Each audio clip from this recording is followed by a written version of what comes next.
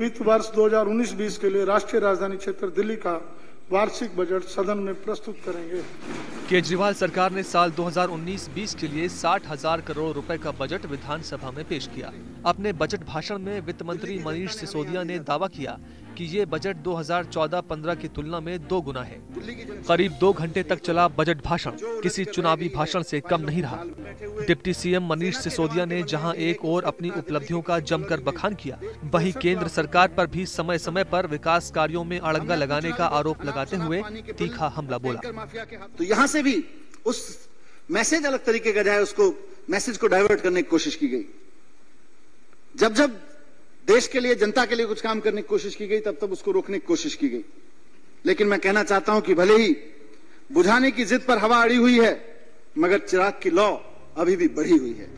चुनाव से पहले केजरीवाल सरकार के आखिरी बजट की अहम बातें आपको बता देते हैं।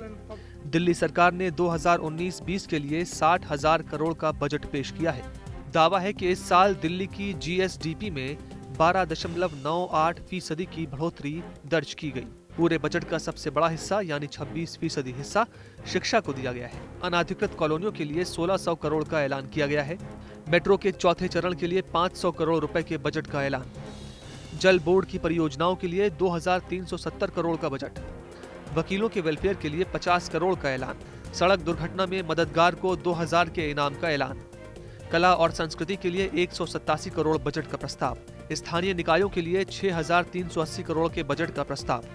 विद्युत वाहन नीति के ऐलान के साथ बजट में पर्यावरण पर भी खास जोर रहा, जिसके तहत अब किसी भी प्रोजेक्ट के लिए 20% से ज्यादा पेड़ नहीं काटे जा सकेंगे। सस्ते मकान और कम कीमत के पक्के मकानों की उपलब्धता दिल्ली के निर्धन और निम्न मध्य वर्ग के लोगों की एक बड़ी समस्या है। आर्थिक रूप से कमजोर वर्गों के लिए 14 भवन निर्माण परियोजनाएं पूरा होने के विभिन्न स्तरों पर हैं। ड्यूसिब डीएसआई इन परियोजनाओं को पूरा कर रहे हैं। इन परियोजनाओं को पूरा करने और निर्धन और निम्न मध्य वर्ग के लोगों को 52,000 रिहायशी इकाइयां उपलब्ध कराने के लिए हमारी सरकार ने डीएसआईडीसी को संशोधित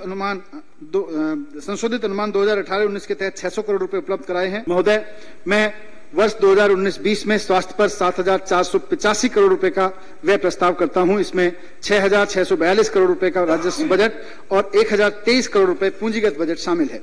स्वास्थ्य क्षेत्र में विभिन्न कार्यक्रमों, योजनाओं, परियोजनाओं के क्रियान्वयन के लिए 3,737 करोड़ रुपए रखे गए हैं। वर्ष 2019-20 के लिए 3,737 करोड़ रुपए का प्रस्तावित परिव्यय 2018-19 में स्वास्थ्य क्षेत्र के 2,576 करोड़ रुपए के संशोधित अनुमान से 45% अधिक है, यानी 1.5 गुना राशि इसमें बढ़ाई जा रही है, 1.5 गुना की जा रही है। 26% हिस्से के साथ बजट में शिक्षा पर खास जोर दिया गया है। शिक्षा को लेकर दिल्ली सरकार ने कई अहम ऐलान भी किए, जैसे प्रतिभा स्कूलों में 11वीं-12वीं के छात्रों को टैबलेट दिए जाएंगे। राजधानी में जल्द यूनिवर्सिटी ऑफ अप्लाइड साइंस की शुरुआत की जाएगी। टीचर्स ट्रेनिंग यूनिवर्सिटी की भी शुरुआत की जाएगी। एंटरप्रेन्योरशिप सीड प्रोग्राम के लिए 42 करोड़ के बजट का ऐलान। साथ ही फैमिली बिजनेस में भी MBA प्रोग्राम शुरू किया जाएगा। 1,000 रुपए, 5,000 रुपए की सीड मनी देके हम उनके अंदर एक एंटरप्रेन्योरशिप स्किल डेवलप करेंगे, माइंडसेट डेवलप करेंगे, ताकि वो एजुकेशन के बाद नौकरी देने वाला बन सके। दिल्ली को एक स्टार्टअप केंद्र बनाने, यूनिवर्सिटी कॉलेजों में पढ़ रहे छात्रों को नए नए प्रयोग करने के लिए प्रेरित करने हेतु 11 इंक्यूबेशन सेंटर स्थापित किए जा चुके हैं।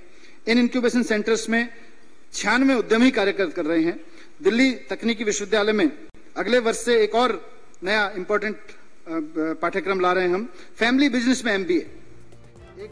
बजट में सिसोदिया ने पूर्ण राज्य के मुद्दे को भी जोर शोर से उठाया। कुल मिलाकर इस बजट भाषण से चुनाव से पहले केजरीवाल सरकार के तेवर साफ हो गए।